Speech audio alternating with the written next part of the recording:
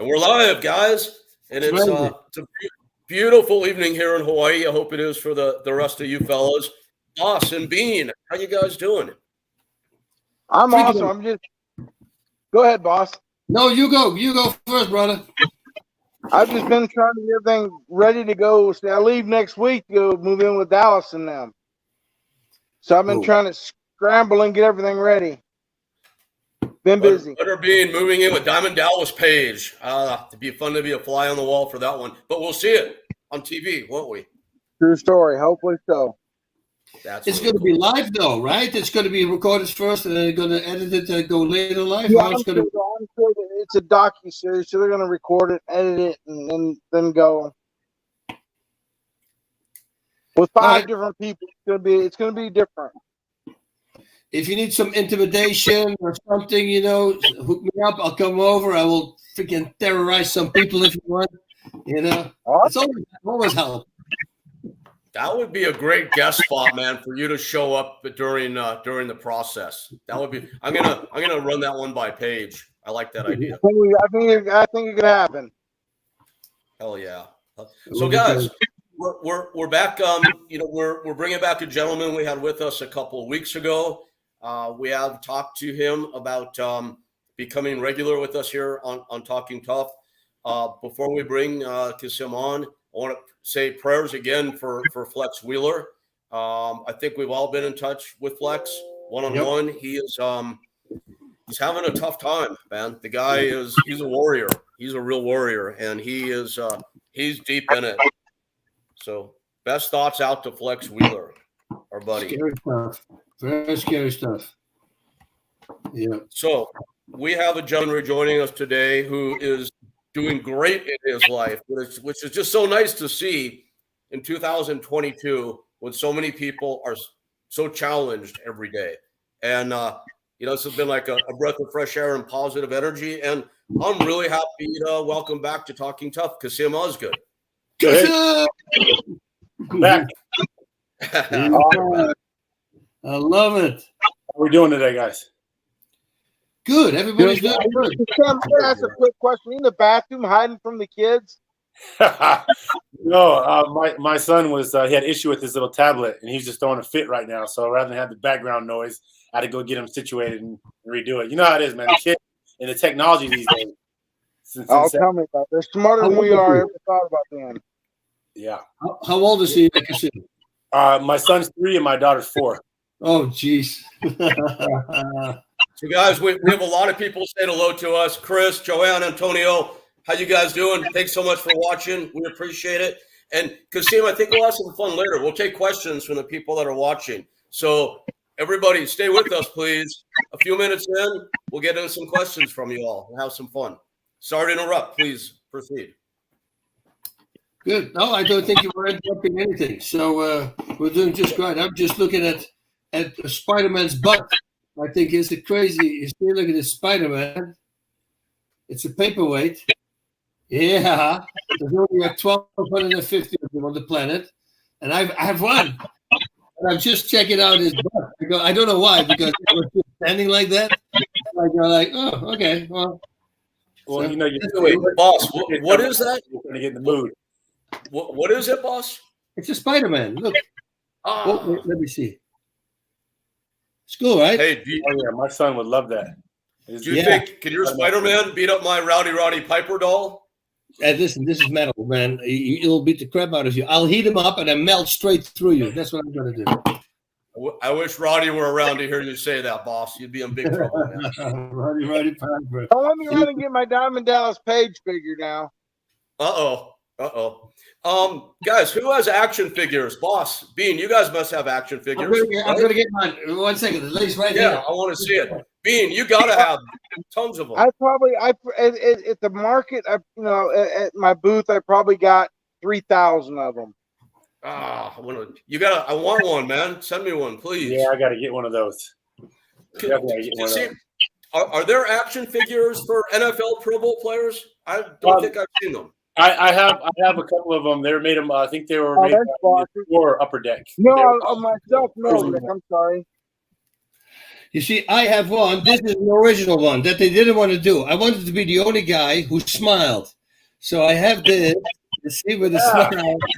But there's only one of them because they didn't want to do it because everybody was serious. So that's why I want to smile, but they didn't want to do it. But at least I have this one. Wait, can you Dude, can you hold that closer, boss? Can you put it closer? It looks more like an evil smile than a happy smile. I'm wondering. Yeah, no, I know. It's just really good. But you know what the cool thing is? Look, it's got all the tattoos that I have also. You know, like the tattoos I have those. You see on my everything they have. Yes. On my shins, you know, they got tattoo on the shin. They got all these little things on the side. It's unbelievable. They did a really good thing. And the chest hair. They have the chest hair. Look at that. Hey, hand painted on there too. That's right. That is fantastic. Do you have a bunch of those, or are they like in limited supply? This is only one because that's with the smile. This one's there's a bunch. You know, you can buy it. This is tiny compared to this one. See, it's a little one. Look at that. We call him mini me.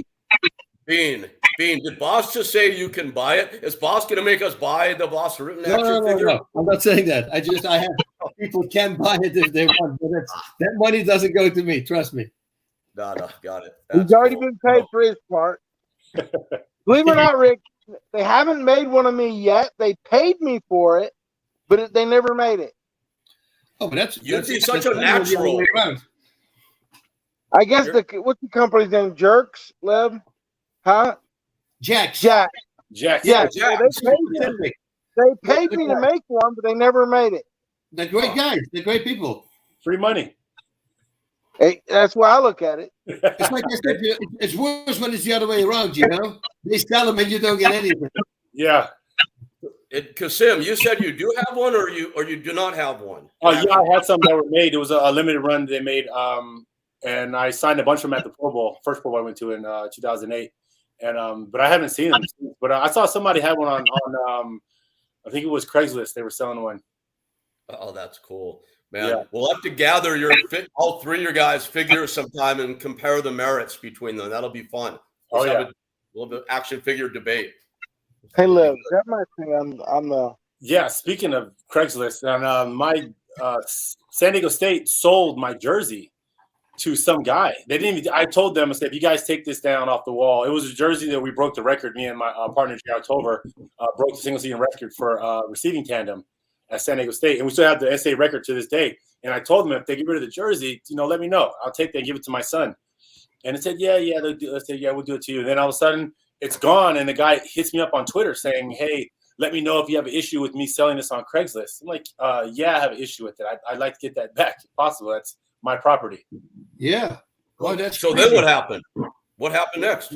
They are trying to contact the guy to get the jersey back, letting him know that it was a mistake. That I don't know how he ended up with it, but yeah, I want to know who authorized it to go to this guy. I mean, that makes no sense. I have a solution for you, Kassim. Yeah. If you use the Boss Rutan School of Collecting, like you get Boss, you got to tell everybody the story of your website domain. This is a good one.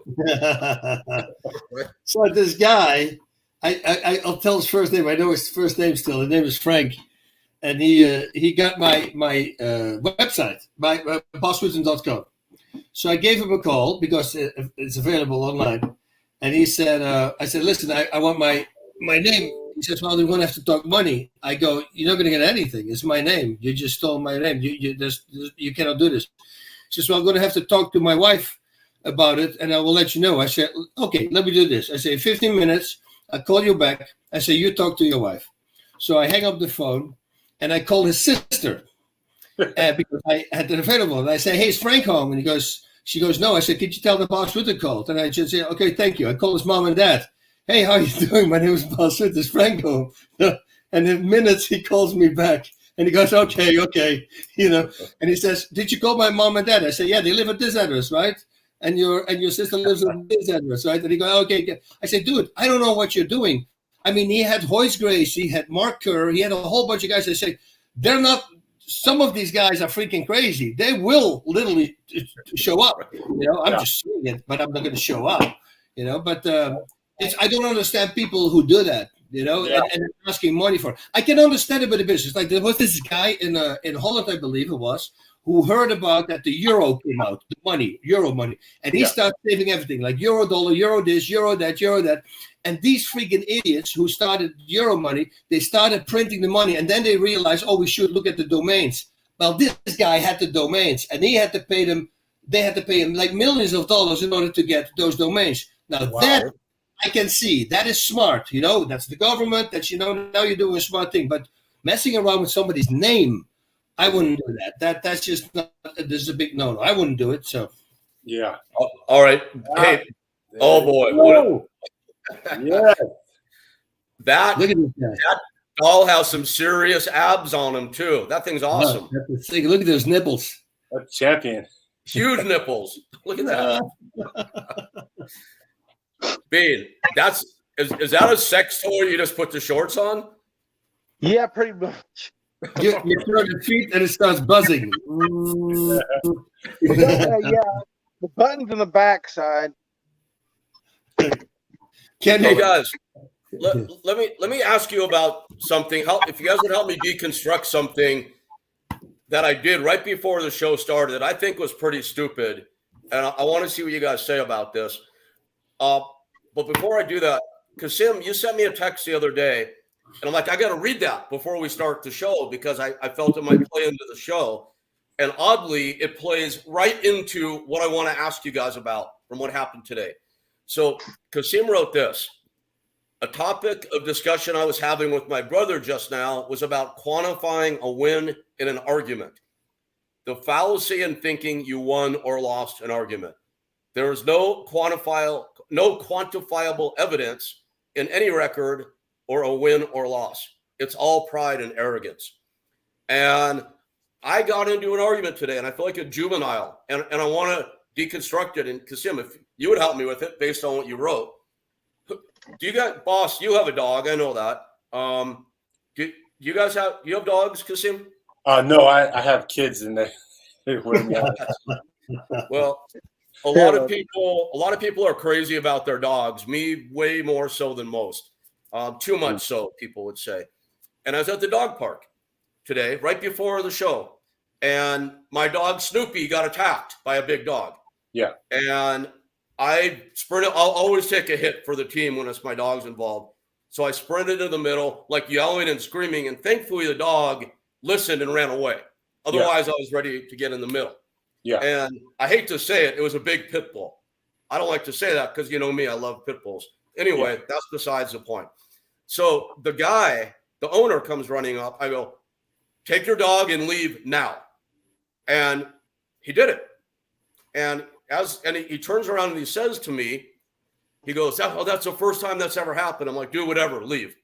This dog could have done some serious damage, and once the dog's in that mode, they're in that mode. The guy leaves. And as the dog is walking out, he's walking him out slowly, letting other dogs approach him on the leash. The dog full on lunges for another dog, grabs it. So I run up there again and separate him, like, get the fuck out of here. Now I don't like how I'm acting. Yeah. Right? And it was a bigger guy for sure, but whatever. I don't care. And he leaves. And then he puts his dog in the car and he comes back and he comes straight at me. And he goes, you owe me a fucking apology. And I said, dude, I go, you have a dog and you love your dog. Your dog is acting aggressively, which means you have to leave. That's got to be sad. I go, I'm sorry about that. Because I wouldn't want to be in that position. I said, I am not sorry about what I said to you. You needed to get the fuck out of here. He's like, that, and he starts doing this. He goes, that's not going to suffice. And I said, what end result are you looking for here? And he stood there. I said, and this is where I feel like a real idiot. I go, because about 5 seconds from now, you're about to get treated like your dog treated my dog. And the guy thought it over. And he turned around and boss, you would have liked that in your early days, right? And the guy turned around and he left. And now I'm like overthinking this about how I acted, how I reacted. What do you guys think? What should have I done better in that situation? Well, I think first you were kind of you're defensive of your dog, and then another dog got attacked. So it was a time issue, and the guy wasn't moving with a sense of urgency. So you had to elevate your aggression to get the point across that he's got needed to move with a little more haste to avoid further damage. So I think you were acting well within your rights to, stand your ground and make sure that you were affirming that you need to keep the park's integrity intact. Yeah, and especially when how you said it. You told me, I said, listen, it's your dog attacks, and I feel bad about that, because it's not a great position to be in, but you just need to leave. You can also just put your dog in the car and you can stay. That's okay as well. But if the dog is an aggressor, listen, I'm the same story. I had this thing. I'm walking in here on the hill. My dog is on a leash, and this pit bull, also a pit bull, but he's a good dog. But I don't know this. He comes spear hunting from my thing, and you need to be on the leash there. And my dog is crazy. He's very afraid. So he starts barking, and I'm holding, and I tell the guy, get your dog on the freaking leash, dude. Why would you have him loose? But I went way too much because then I realized the dog was not a bad dog at all. But now he's there with the kid, and I've been screaming at him. I said, why would you do that? Because I'm afraid because 6 months earlier, another pit bull here in the park went after my dog, and I literally had to step in and push the pit bull away. And that threw me right away in the moment that I was the same situation. I overreacted. But now I'm downstairs and I'm going shit, and they just went up the hill, and I felt bad about it. So I went home. I typed out the letter really fast. I went back to the place and I put it on the stand there with a big thing on, hey, dog owner from the pit bull, please read this. But days later when I came back, the letter was still hanging there. But you see what I mean? I felt bad about it. I was overreacting. I was just because I was in that situation before when it was bad, and he was a pit bull. I automatically, how you say it, it's like you think it's the same thing again. But that dog didn't deserve it because the dog was a good dog. You see, so I just overreacted. But I tried to save it, but unfortunately, they didn't read the letter. Well, with people, their animals are part of their family, so it's like defending a kid. Yep. So I mean, yeah, we get over anxious about what we say because it's one of our family members. Yes. Yep. Yeah, I also think that you're actually, when you're going in to defend your dog, you're stepping into the animal kingdom. So you kind of are going to lose a little bit of humanity in defense of another animal. You're going to have to speak an animal language to get the other dog to stop or to control the situation. So it's like you're removing yourself from your human element, and you're actually getting into the canine world. So you have to be a little aggressive and step out of character in order to assert dominance. Oh, I appreciate that. Did I tell you this guy what happened with me with the big Rottweiler? Did I ever tell you that story?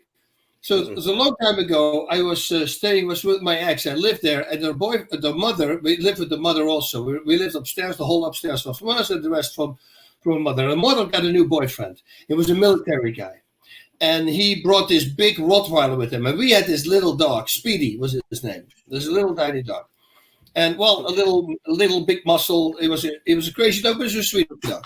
So anyway, there was something going on between the both of these dogs, and I didn't know, and he didn't know. Nobody knew. There was this territorial thing going on. And then one day I said to the guy, hey, shall we go to the dog park? He says, cool. So we go to the dog park, and while we're going, on every street before we pass it, the dog from him has to sit down. He had to look to the left and to the right before he could enter the street. And I go like, dude, it's a dog. Let the dog be a dog, don't worry about it. But finally we get at the park, and we unlock both dogs, and immediately the Rottweiler full in the neck from the little dog, like he's going. Wow. I'm screaming at the guy. I say, dude, let your dog stop. And he said, I don't know what to do. I said, I'm going to step in. And he goes, I don't know what to do. So I kick the dog in the side of his face. So my dog rolls out, and now the Rottweiler turns to me and he goes, and his hand got up, and I freaking low kicked him full in the face, right? And he is out. Like, I mean, the guy is freaking out. He thought I killed his dog. And I said, no, wait. And I'm looking at the dog, and I see him breathe. I go, no, the dog is alive. The dog is alive, So then the dog wakes up, right? My foot, I couldn't wear my shoe. My foot was so thick from kicking him in the head. And then the dog wakes up, and he sees me, and he goes, Rrr. And the only thing I did, I go, what? And he goes, oh, we're with the camera. Full in the neck, and he was going to town. And it was that I was there that I kicked him on the side of his head, and the dog fell out. But otherwise, I could have been completely going wrong. Yeah, that's scary, man. I've been in the middle. I've been in the middle of a few of those myself. I've never low kicked a dog though before, I have to say. Wow. This is the thing with dogs, right? The dogs is like I'm something happened to my kids. So listen, I'm going to step in as well. But with the dog, and especially the dog I have right now, because he was beaten when he was little, and we rescued him. He is very scared. He would literally shit if people come in from so afraid, So I'm very, very close to this dog, and nobody's going to mess with this dog, So I'm very, if somebody gets close, I'm right away in there, because I simply, like I said, there are rules, If there's a park, you need the dog on a leash, get the dog on a leash. Yeah, that's what I do. Oh yeah, boss, I feel you, man. You know how I am about my dogs. I mean, you can't see that anymore, but that's when I saved Ramon from the jaws of a big Rottweiler. The dog bit me in the hand. I got in the middle and I actually choked the dog. That's how I got him off my dog.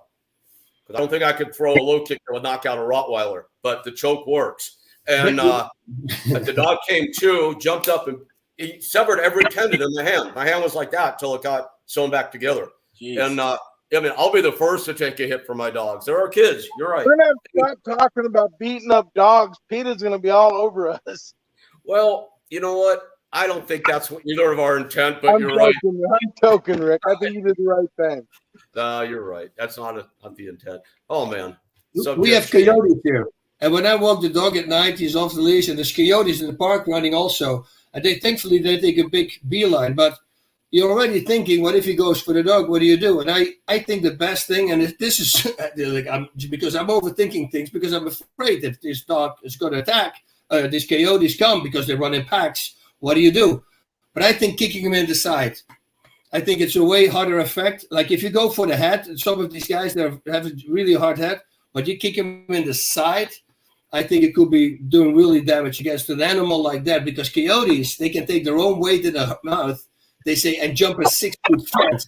They're freaking crazy animals, man. They have a lot of power. So you're going to need to be ready for that. There was a woman here who got trained by one of our private coaches, and she was letting her 2 Pomeranians out on the grass, and coyotes came and in front of her just ripped them out of her hands, and they were gone.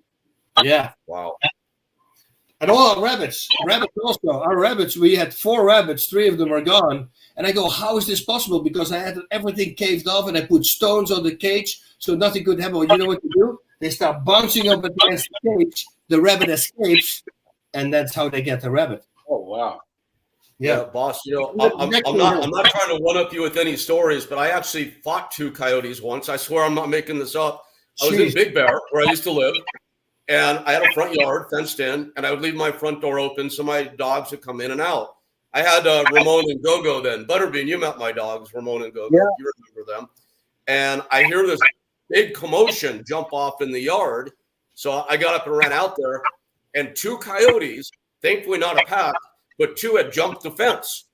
And, I have 50-pound pit bulls. They're not huge, but you wouldn't think 2 coyotes would go for 2 pit bulls. And they were at it, and I ran like I always do. I literally dove into the middle. And the same thing happens every time my dog gets attacked. I come to the rescue. I'm the only one that gets hurt. Happens every time. So I actually got bit on the knee there, and I have a scar on my knee from a coyote bite, believe it or not. Did you see that video from the woman with the bear, the big bear, was walking on the top of the wall, and it was going after a dog? And she runs outside, and she pushes the bear off the wall, and she runs inside with the dog. I saw that. Bear. That's saw the video. I got to check that out. That's common, dude. Push the bear over the fence. Yeah, over the fence and then run back inside. I saw that video. Yeah. Like I said, family member. They are. They really are.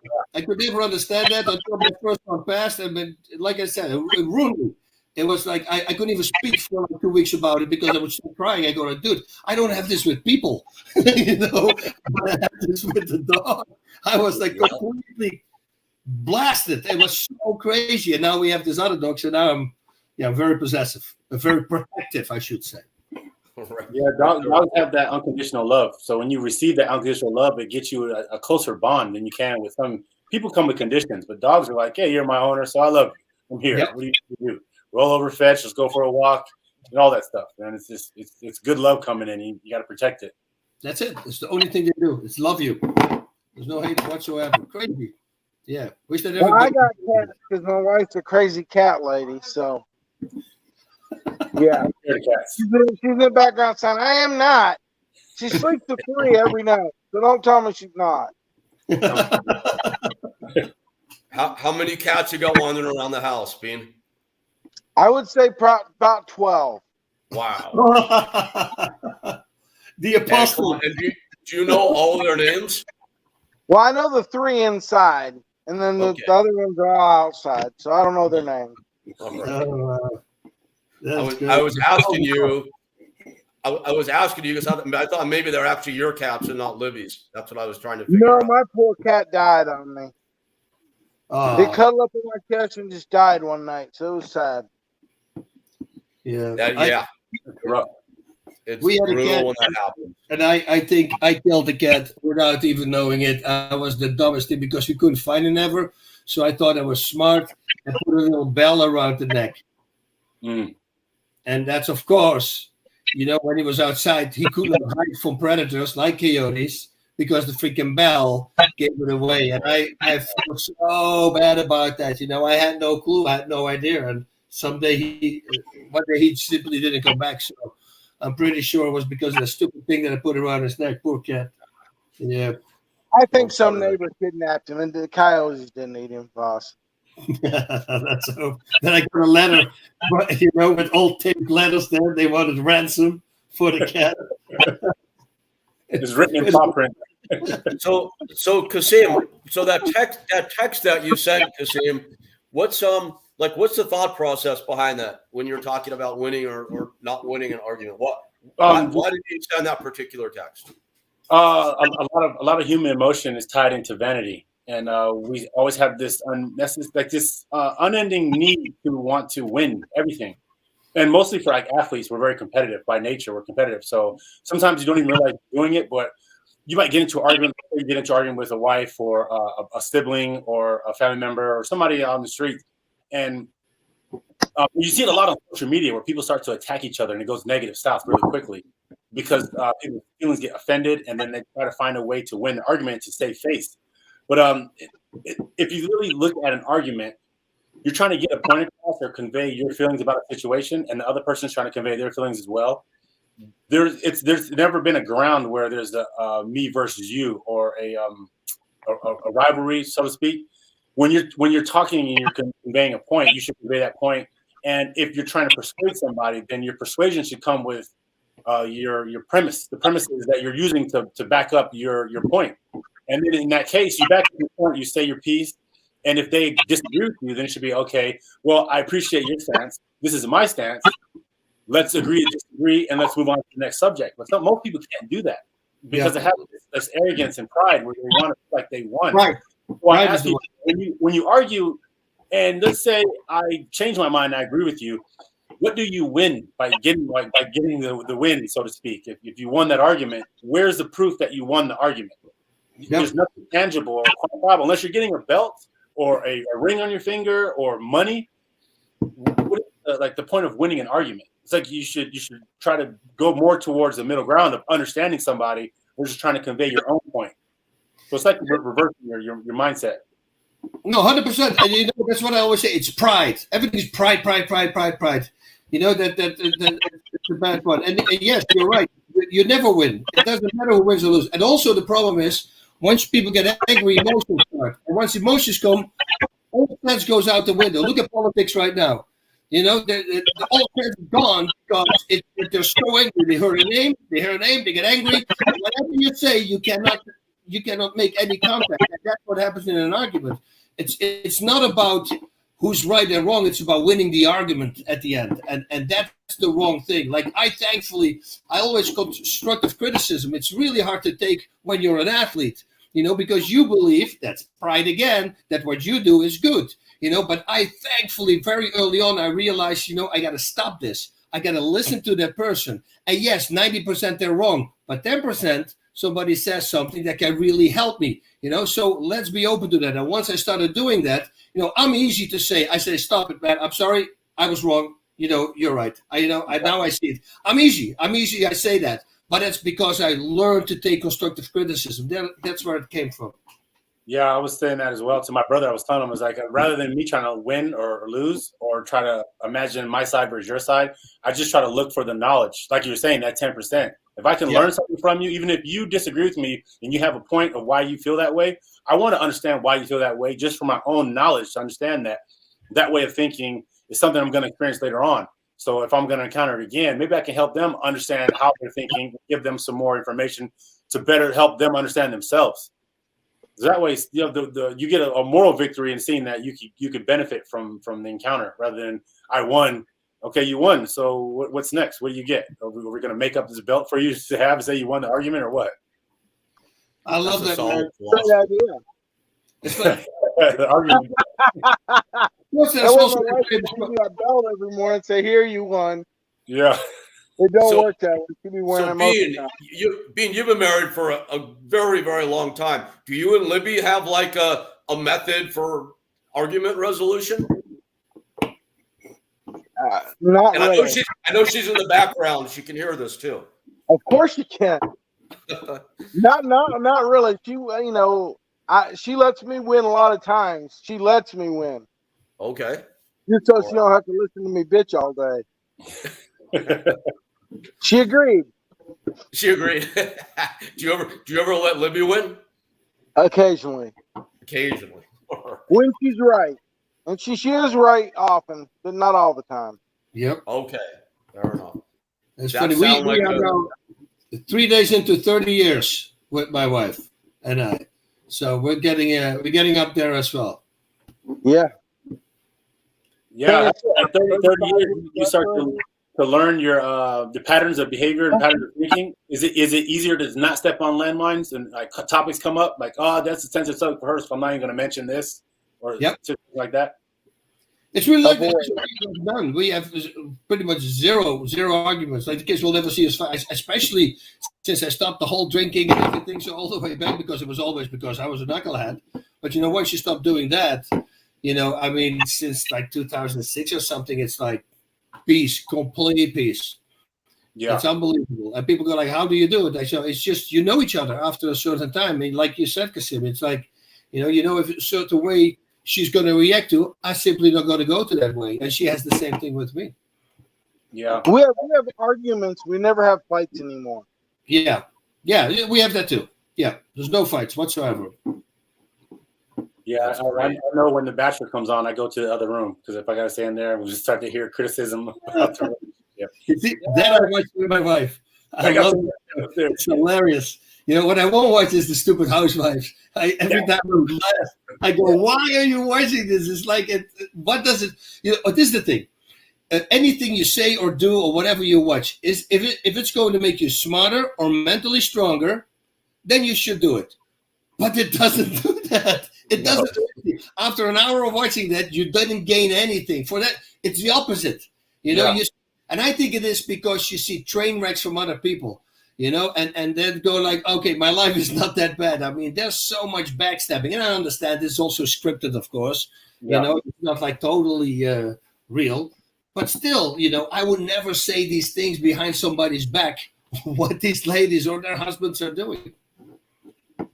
Yeah, it's strange how human behavior it's easy to become a mob. It's very easy. Like you go on social media, you can see the same picture poses or the same catchphrases or like things like memes and things like that. It's human behavior is so easy to mold and sway and program, and you see it every day. And it's sad that individuality is it's losing its luster. Yep, I always tell my daughter, saying the word no is a very powerful word, you know, because most of the time you say yes because you just want to please the person, but deep down inside you don't really want to do it. Learn to say no. You're going to feel great. Trust me. If you don't really like it, say, I'm sorry. I don't want to do this. That's it. Now you stood up for yourself. The number one person in the world that you should be honest to is you. You know, you can never lie to yourself. You know, everything you do wrong, you're going to have to look at yourself in the mirror when you're brushing your teeth. That's what I always say.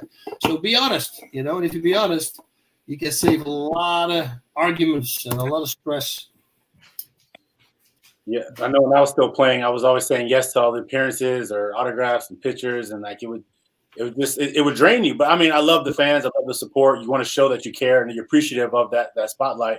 But there are times where, like, you get one day off in NFL, which is a Tuesday, and I'm doing like 4 or 5 different charity events that day, and I barely have time for my family. So luckily, I wasn't married when I was still playing. But yeah, it's saying no is very powerful because you get to save time that you don't get back. You know what my wife always said? She said, listen, it's like you care more about all these fans than you care about your family because you're spending all the time to them. Why don't you spend more time with the family? That's a little bit more important. I started thinking about that. It's true. And it is the worst thing also. With certain fans, you can never please them. Like, for instance, if you're somewhere and you try to hide, like an event. If I'm like at a USC event, I'm in Vegas and I'm staying in a hotel and there's only fans. Right, so now that pretty much everybody knows you, and then you go to a bar. So I'm already sitting on my cup shut up, and I start eating. And then one person recognizes you, and then it doesn't matter, man. You're eating, and they want pictures, they want autographs. And I said, could you wait till I'm done eating? I'm here with my family. Can I, and then they look at you like I'm an asshole for saying no. You can wait. So I'm the idiot. I stand up. I'll make a picture with them. But once another person sees that, now you got more people coming in. I go like, oh, you want to shake your hand? I say, I'm eating a burger. I bump your fist. Oh, whoa, you can't shake my hand, dude. I'm eating. I don't know what you did with your hand. Maybe you picked your nose. I'm not going to do that. I'm not a germaphobe, but that I'm not going to do. You see, but then I'm the asshole again. So it's very hard to please them sometimes. And especially your profession. I mean, you and Butter being together, like being a fighter, people always want to try to, they got to figure out their own manhood. So I got to go test you and say something off the wall. Like, I always want to poke the bear. I know Rick has gotten it a couple of times too. That people try to come and poke the bear. It's like, my job is to be aggressive, but when I'm off duty, I'm trying to be humble and peaceful and zenful. People just want to come poke the bear all the time. And I never understand that.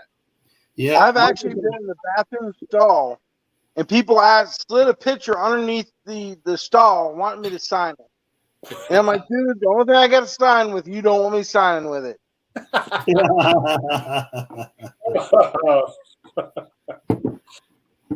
had a guy who was peeing in the bathroom stall, and then he walked out and realized it was me, and he walked back. He didn't wash his hands.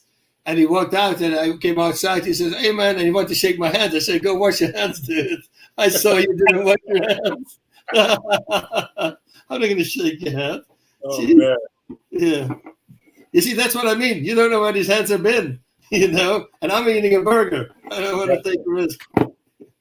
Oh, especially now with the whole COVID thing, man. You got, yeah. It's crazy stuff. Man. What a crazy life we have, right? Well, Kassim, what was that? Especially with the what now? I'm sorry. Oh, with COVID now, it's COVID. Yes, yeah, of course. people are very sensitive about their private space or their distance. Imagine how many times back in the day that you've been in situations like, man, that wouldn't have flied now, or we couldn't have got away with that now. Yeah. Yeah, it's crazy. Hopefully our world's on its way back to a kinder, friendlier place. We can all hope and pray, huh? Definitely. That's all we can do, Rick. We can pray, but unfortunately, with the whole internet and the hate and everything that's there, it's hard, man. And if you look at, we talked about this before, anger, vulgarity, whatever it is, all the crazy stuff gets you way more likes than when you want to do a charity event. I talked about this on the show. I bought this picture from a kid. He's like 6 years old. Has in his diaper, or 4 years old, in his diaper, he has a fake gun in the back. And then he's on the phone. And the caption says, this kid is way too young to have a phone. So I thought it was funny. And you got like 80,000 people. Everybody loves it. Then I put on a charity event, and to get us some money for people who are homeless, and we tried to help them. And you got like 400 people liking the post. They go, the world is so backwards. Nobody wants to help anymore. It's all about flipping people off and using profanity. Yes, that brings everything. But as soon as you try to be the clean guy and the good guy, you're losing faith. You literally lose. So when I came back to the faith, I put something out. They put a story about me. And this is like 8 years ago. I was growing 20,000 followers a month. Like for years, it was going up. And I remember it was like 530,000. As soon as that article came out, at least a year and a half, I lost people. and then it stayed that same. It did not grow at all anymore. Just because I tried to be a better person, I go like, this is weird. Then it finally started coming up, because then you get other fans who think the same as you. But it's just really weird to wrap your mind around that when you do something good, nobody really wants to support you. It's all about being the bad. It's very sad how the world is right now. So what are you guys doing actively in your lives right now to be of service? Like I have that site, I think you know, that's called We Win, and it's for people that are either battling stage 4 cancer or have survived it and are trying to have a life after that. And it's set up to support them. And I always have about 10 people personally in rotation that I'll talk with in a given week that going through that. So like that's my service, and I enjoy doing it. I don't publicize it, but it's self-nourishing for sure. And I do get a lot of notes of appreciation. So that's nice. It's nice, especially now, boss, in light of the world being the way that you're saying that it is. Yeah. What are you guys doing to be of service on a regular basis? I think in a 4-mile radius, I think every homeless person knows me by name. I actively get out in the local community around myself and just take them all under my wing. Hey, what do you need today? Are you good? Do you want to go here? And I got one of the guys I know, his name is John. He's a magnificent horticulture major. He's an older gentleman, but he loves gardening. So there's a local liquor store who needed to get their sidewalk redone.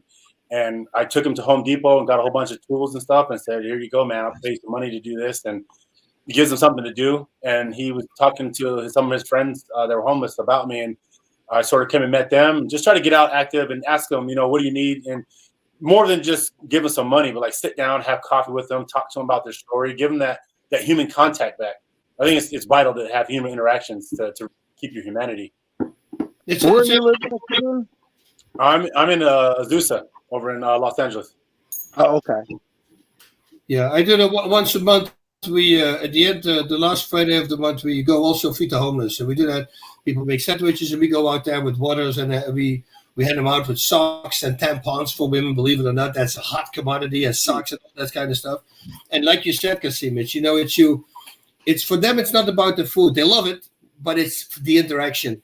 They love it when you come there. You know these guys now, and they start talking to you, and they get rid of their story. They just want to talk because everybody's afraid of these guys. They think they're crazy. You know, and a lot of them have mental problems, but they're sweethearts. I have yet to meet the first bad one, you know. So yeah, that's what I do. But the same as you said, I'm not putting it online, and I put, you know, yeah.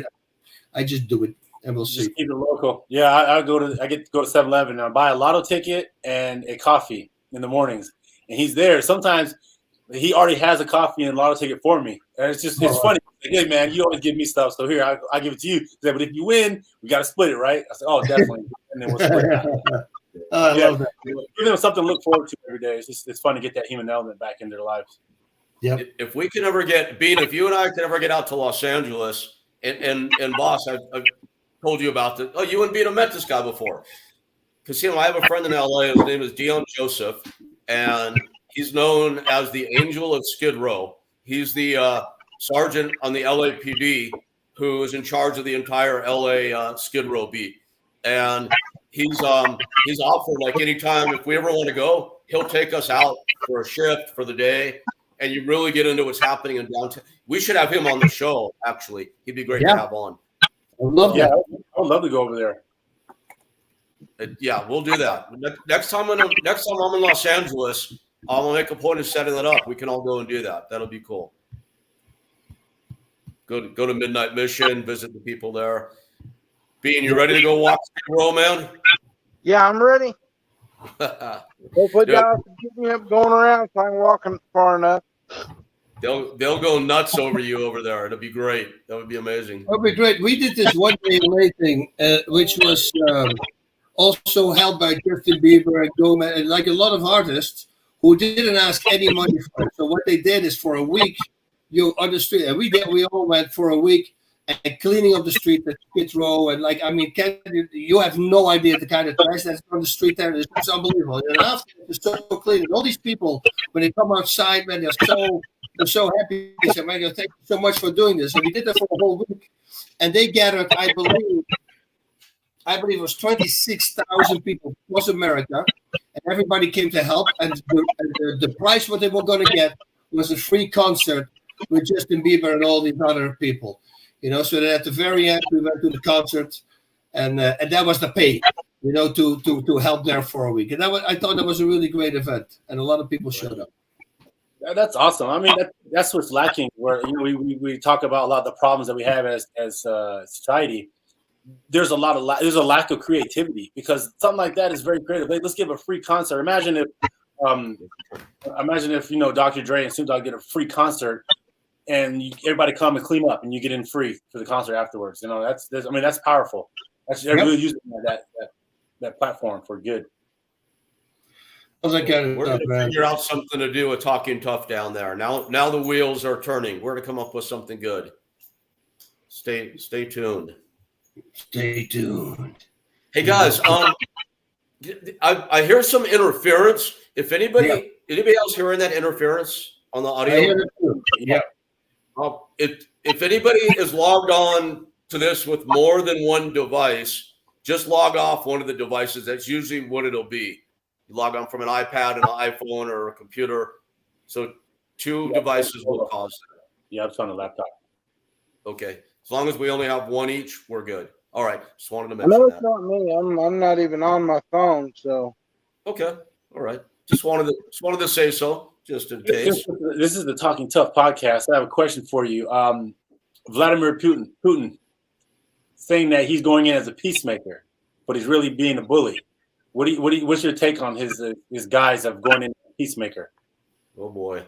Well, Kassim Osgood, our new possible co-host, has just crossed the line of our no politics rule. But what the hell? Right? Boss, do you want to take that first? I definitely have an opinion on that. Should we go there, first of all? Should we go there? I mean, not from the sense of politics. I mean, just from the humanity side of it. Like, do you think that that's something that would fly as a human? I mean, do you think it's right to do that from a right or wrong side? I don't think it's right, but you know what? I don't know the ins and outs, but I just think it's not a good thing. But hey, that's me sitting here. I don't know anything else. What's going on in the whole freaking world? Because that's the thing. We watch the news left and right. It doesn't really matter. We never know the truth. It's crap, and it's all lies, and it's all crap. I don't even watch the news anymore, because it drives me insane. I can't sleep. The shit that you see on TV. I mean, why don't they make it good? Where you wake up in the morning and have only positive news. And in the evening, you go to bed with the same channel, positive news. That's what I would watch. Helping people see what's going on. But it's all be done. And again, it attracts the most people if there's horrors and things happens and crucifying people. And I don't even want to say what I heard. And it is so disgusting. But that's what people tune into. That's how they get the biggest ratings. So that's what they do. And that's unfortunate. Yeah. Kassim, my take on that is I'd like to say that I completely have a mind of my own, but Boss is talking about media. We're influenced by what we see.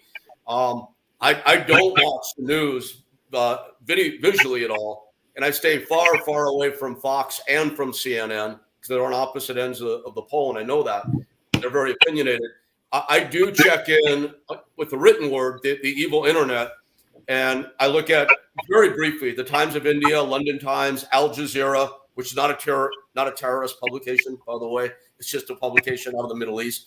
So I look for consensus from those foreign publications about what's happening here mainly. But then you see what they're saying about the rest of the world. And I'll tell you, my take on Putin has always been the same. He's an autocrat, I think. Look, I don't know. Like Boss said, we don't know for real. But my take is he's an autocrat. He craves power, and he's looking to reestablish the USSR, beginning with Ukraine, and he's looking for anything he can do to say he was provoked to go in.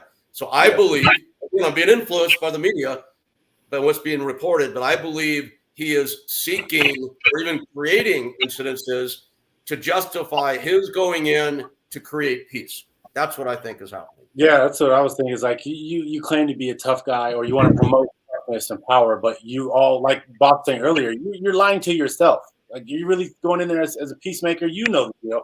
If it's about peace, you're messing with a country that didn't even bother you at all. Like, this thing came out of nowhere. And, like, if you're going to be a tough guy, then be a tough guy, but be honest. Because don't go in there and say you're going for peace. Like, why would you send your military if you're going for peace? Send a delegation of politicians to come and talk. Have a meet, a summit or something. It just doesn't make sense why people want to, they want to show power, but it's behind lies. That's not, tough guys don't do that. That's it. And the end result potentially is very scary. I mean, the woman that I'm seeing now is from Kiev in the Ukraine. She lives in the U.S. Her family's all back there. She's terrified. Yeah. And this thing has real wide-reaching potential fallout if this goes down. So yeah, it'd be nice if the guy could find the truth in himself, but I think we're not seeing that, unfortunately. No. Well, Rick, let's answer some questions. Let's see. We have to get today. So, is there any questions out there anybody wants to know? Oh, my question for me, that never happens. Why wasn't there an effort to unionize wrestlers? Okay, that's a pretty easy answer. Wrestling for years and years, for decades, was a one company sport, and it's controlled by one family, one individual, if you will. And I like Vince McMahon, so please, Vince has been good to me for the most part. That's political. But the thing is, he owned the game. He had no need to unionize. If he didn't unionize, he could run the show exactly the way that he wanted to, without having to adhere to any policy. That's it. It's a pretty simple answer. There's a second company now that's arguably competitive, AEW. Whenever a second company comes along, you start to hear the talk about unionization again. But at the end of the day, the wrestlers, they're under contract to one or the other organization, and they don't want to rock the boat. Kassim, you work for a team. Are they independent contractors? I'm sorry? Are the wrestlers considered independent contractors? Yes. They are absolutely considered independent contractors, but if you look at the definition of what an independent contractor is, it's pretty obvious that they're in fact not independent contractors. Gotcha. So it's been a classic conundrum for 60, 70 years now. They're told where to be, when to be there. Contract. What's that been? They are until they get locked into a contract. Well, yeah, but they sign these contracts, but the contract is an independent contractor agreement, believe it or not. That's exactly what it says. Yeah. Yet they're told where to be, when to be there, what to wear, how to present their character. So again, the definitions of the law for independent or employee. So if it ever goes to court, who's a gentleman that was it'll come to me later, not Marco Rubio. Another guy was making big noises about going after WWE. Should Biden be elected into office, because the guy was going to try to become the Secretary of Commerce. I don't know if you know who I'm talking about or not. I can't even remember his name now. But there was a big push before the last election saying that if the election went a certain way, that the pro wrestling business would finally be changed and the guys would become employees with benefits and so on and so forth. But yeah, sorry, it was a long answer to a short question. Too much power in one person's hand or two persons' hands. That's why there's no union. Is there a severance pay for wrestlers? Like they don't have any benefits, do they? Like retirement, pension, anything like that? They don't. No. I can say this: they're being better taken care of now than they ever have been in the past. If they're injured, they're being paid while they're injured. For a guy who played NFL, you're probably, well, yeah, of course, but it wasn't always that way. Yeah, they're being looked after a lot better now than before, but there are no benefits. No. On the UFC front, boss, is it a similar situation? Same thing. You have. Yep, and everybody just keeps doing it, so that nothing can change. There's other organizations that are really good as well. So, but like I always said, I knew that I was fighting in Japan. If I wanted to be known, although I beat some UFC champions already over in Japan, I knew I needed to go to the UFC in order to get my name here. And it worked like magic. I mean, look, it gave me my whole freaking career. It gave me Pride Fighting Championships, commentating the movies, everything I did. It's kind of because I went to the UFC. So that's the payoff, Yeah, people complain about money, but still, you're going to be known, and that will help you if you want to pursue something else. What a lot of fighters should start thinking about while they're fighting already. What are you going to do after this? This is important. Unfortunately, a lot of people don't do it. We all believe, because it's egos, it's pride, and I was one of those. Thankfully, injuries took me out of my career, and that's why I retired with like 22 unbeaten streak of 22 fights. And people go, "Oh my God, you stopped exactly when you were at the top of your game." I said, "No, that was literally the Lord giving me injuries and saying, hey, it's enough for you,' because I would have been that knucklehead who kept fighting, and eventually you are going to lose because you're facing guys who have the age." But going back to the UFC, it's they can still get away with it. So why would they change it? If you're a businessman, I mean, it's a logic thing. Would I have fighters more? Yeah, but then the fighters need to do something, and they don't. So it just stays there. So it is what it is. For the NFL, it works in inverse because we're unionized, but it creates a problem for older veterans where there is a minimum contract value that you have to respect for the collective bargaining agreement. So there's a veteran minimum that they have to pay you. So they go out and look for younger, cheap guys to replace you. So you get priced out. Wow. Yeah, man. That's again power. It's no such thing as a boxing union, I'm sure, is there? No, they tried to put them together. I mean, it it is what it is. It's not gonna. There's too many guys out there willing to take that spot and not be union. So it wouldn't. I mean, California at one time was taking so much out of everybody's purse, and once you had so many fights, so many rounds, you get that money back as retirement. I paid thousands into it. I've never seen nothing out of it. What? Really? Huh. All right. But look at the Screen Actors Guild, what they do. Why can't they do it at the sports? It's really not that much money to give these guys insurance to later on, get. It's really not that much money. It's very easy to do for an organization like that. That's what California. The state commission was taking money out of everybody's purse, but nobody's seen nothing from it. Maybe a select few, but I've never seen nothing from them. Do you ever file for workers' comp in California? California has the best workers' comp. So if you sign a contract in California, you qualify for workers' comp. Well, I didn't get injured. I wasn't injured. No, you got injured. If you fought in a ring, you've been injured. Under the premise of the law, you've had damage done to your body. Wow. Yeah. So that's there's a phone call to make tomorrow. It's supposed to be what it is. I mean, they made their money. Everybody gets their. It's like the people that sanction titles. If you're going to fight for that title, you have to pay so much money. I was one of the few people that finally said, "I'm not paying that sanctioning fee. Keep your belt." De La Hoya fell in pursuit. Floyd Mayweather fell in pursuit. After I finally told him, "No, you need me worse than I need you." Yeah. Wow. Yep. Good point. Well, Bean, go get that workers' comp, man. Go get it. Somebody else needs to work for me, right? What's everybody's big hopes for the next week? What's the next week look like for everybody? My hope is getting moved to Atlanta safely and enjoy the people I'm moving in with. And you're moving right into the house with the other 5 or so people, right? Yeah, moving right in with them. Luckily, I got a downstairs bedroom, so the others are all upstairs. So Diamond took care of me on that one. Good. Nice. And most importantly, did you write a bidet into your contract? I haven't gotten the contract, but I told them I want one. If not, I told them I was going to bring one. They're going to put it on. That's already been talked about, believe it or not. Can't have Bean without his bidet, man. That just will not work. Nice. Exactly.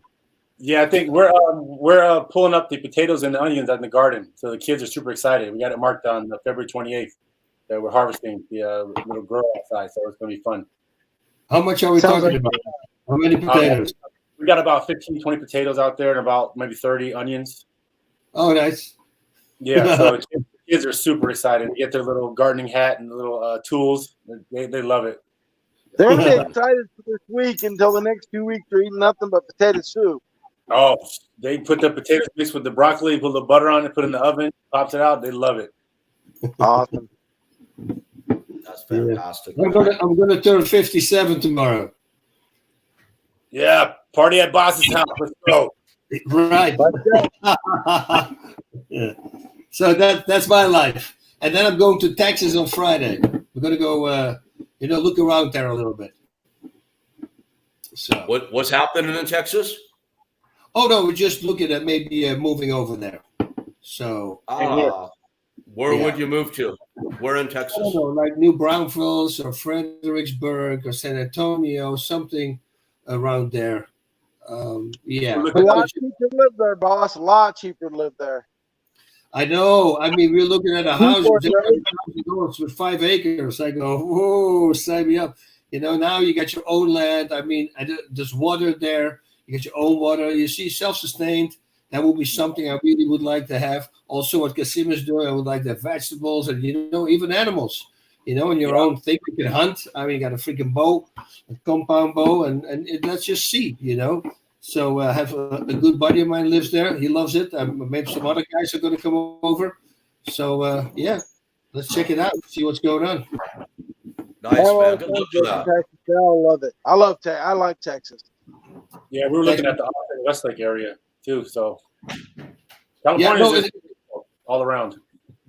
No, it's beautiful. But I give this example the whole time.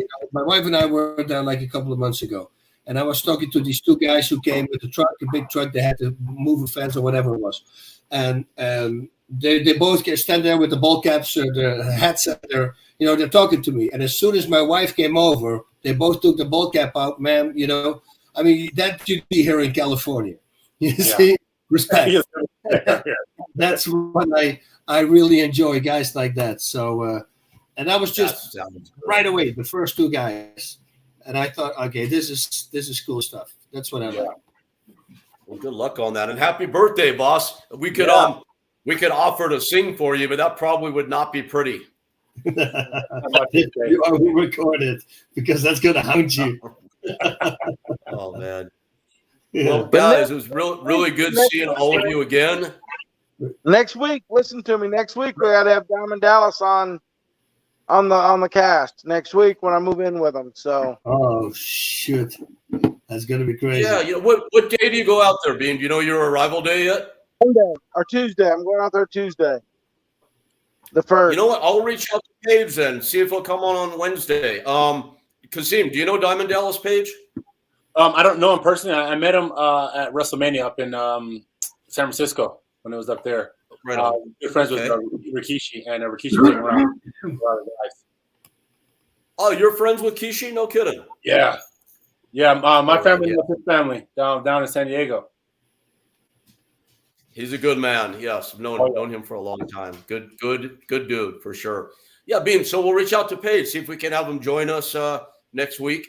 And then I'll already be there, so might as well get him drug in there.